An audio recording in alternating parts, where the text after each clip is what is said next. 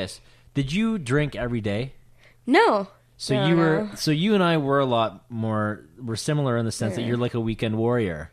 Yeah. So well, would you say that? Weekday, Okay. weekend. Well, let's like days on end. You could go like 2-3 days. But like I could take some days off and then resume. Right. Sort of thing, like. But you did never alcoholic. Yeah. For a bit. Right. Sure. Yeah. So, because it was funny, because you were asking me earlier, and I'm like, well, I don't know, like, it's never that dependent, but I know there is a type of alcoholic that just can't stop when they start, Yeah. but doesn't drink every day. Mm-hmm. Their body doesn't become dependent on it. Well, for me, it's like, I can honestly say that when I pick up a drink, I can't just put it down. I can't just have one. I want a whole bottle of wine. Right. Like, I drink for a feeling that I never get to, which is the crazy part of me keeping on drinking. Right. I drink to like get something out of it. Okay. Did you ever feel that you were drinking to escape the anxiety and the depression? Did that ever help ease the anxiety? Were you self-medicating? No. See, that's where maybe we're different. I mean, like, my drinking onto drugs got like really bad when I was raped. Okay, do you want to talk about that for a minute? Yeah, so that night I was out, and coincidentally I'd only had about like one drink, which is weird for me. Right. I'm sure more were coming. Right. But and that I was drugged that night, and You were drugged? Yeah. Which bar was this?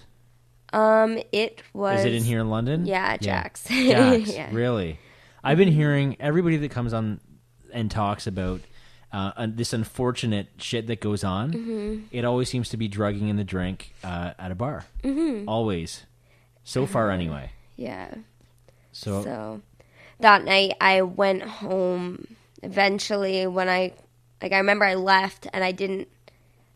Like, I remember being in and out of consciousness while everything was happening, but I couldn't really move my body. I remember him carrying me into his house, and I remember bits and pieces.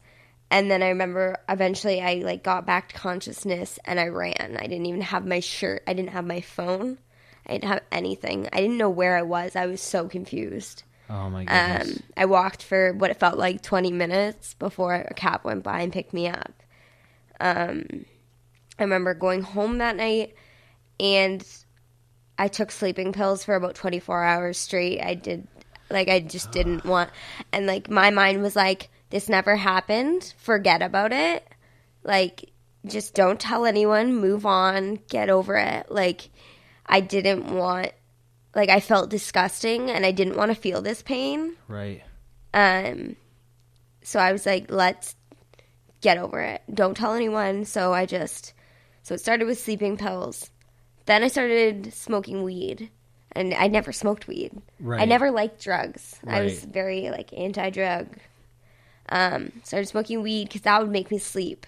Right. And then I started drinking by myself in my room. And none of this happened before that night?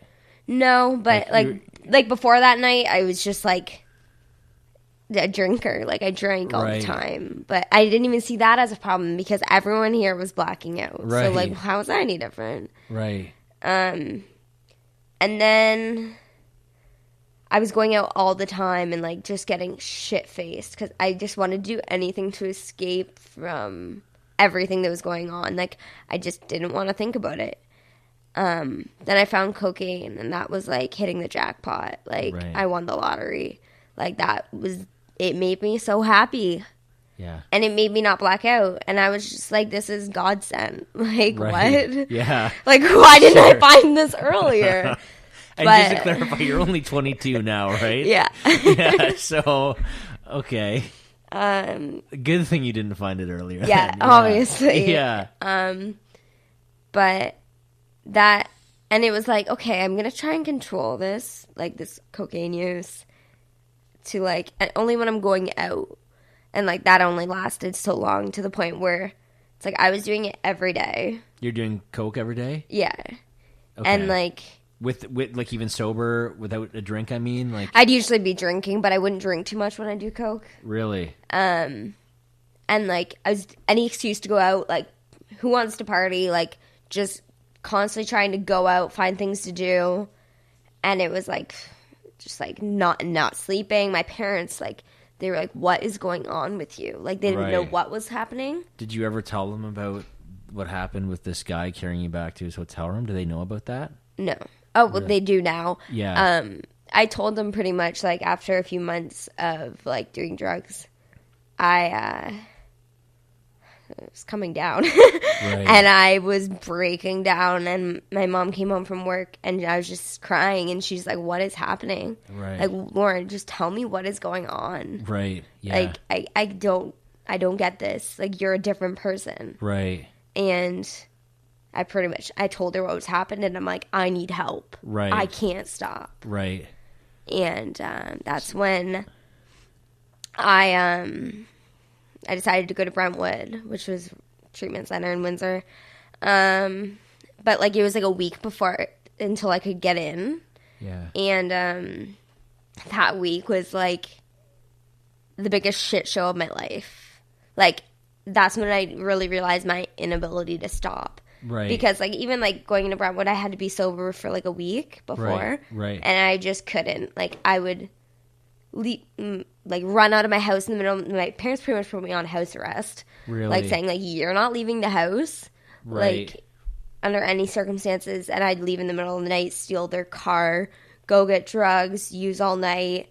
Like, I couldn't stop. It, like, completely controlled my life. I had no respect or care for any of my family or, like, anyone who loved me. I was just, like, selfish and self-centered to the core. Right. And when you and I originally talked, you said that it started with an eating disorder. Yeah. But and I get that. Like, it seems like you were drinking and partying and didn't want to miss out. Mm-hmm. But it seems like when that night happened with this guy carrying you home, that's when it actually took a more severe turn. Yeah. So, like, I think that you're kind of caught up in London in the blacking out with the eating disorder, but I think that the rape is where a lot of this addiction started. Do you agree with that? Or yeah. Yeah? Yeah. Did you know the guy that did this to you? I found out about a month or two ago. Who it was? Yeah. And how do you feel about that whole situation? Did you know them? Like, do you... Yeah. And are you going to do anything about it? Because I don't think there's a statute of limitations on that. I just feel like I've always said that I didn't want to do anything about it because it's just another trauma in itself going through. Absolutely. Trying to catch this person and like, it's so easy for them to slip through. I know. And I really have, like, I was so messed up at that moment that, like, I remember his dog, his tattoo, and what his house looked like. And that's about it, but that's all my say. So what does that really have? I know. But, and I figured it out. I didn't ever search it out because I didn't want to know. But coincidentally, someone told me that was talking to me about being raped, and it was the same person. She showed me the person, and my heart just dropped because I was like, that is the exact tattoo that was. And then I saw his dog and I saw his house all over his Instagram, and I was like, that's the fucking guy. Yeah. So he's obviously done this to someone else. Yeah. How do we stop him? Do you have any idea? I don't know. Because this is my struggle right now. Mm-hmm. I've had multiple women come on here and talk about this exact same thing happening. I fucking can't stand anyone that anyone that needs to drug someone to take advantage of them. They deserve to be fucking locked up, if not worse, in my opinion. And this is the problem we run into, is that the police obviously want to press charges and want to catch these people, and then the lawyers want to call your whole night into question, and they want to say, oh, well, is this a habit for you? Have you, and they try to make, and this is where the women seem to get, and it's not just women, it's men too, but the women that we've had on, they get kind of caught up in the fact that, okay, well, no one's going to believe me because I have had a pattern of partying or whatever. But the bottom fucking line is that no one deserves this at any point in time. I don't care how messed up they are.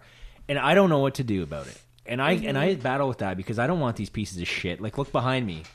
I mean, I've got her coming up in the world, my daughter, and the last thing I want is scumbags like this being able to do stuff like this and get away with it. Yeah.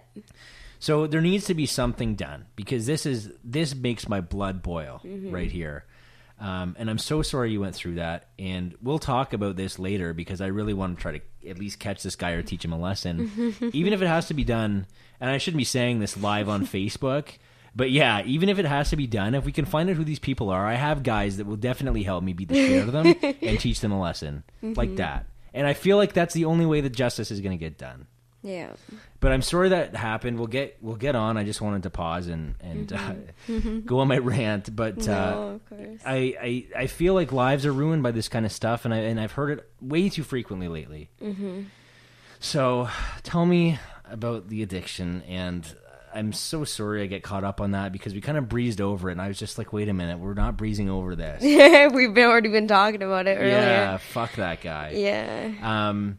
So there's obviously a big part of that night that changed your life forever, and you decided. Well, you didn't decide. I mean, you obviously dealt with it the same way I would have if I was in your situation and have dealt with problems, drugs and alcohol.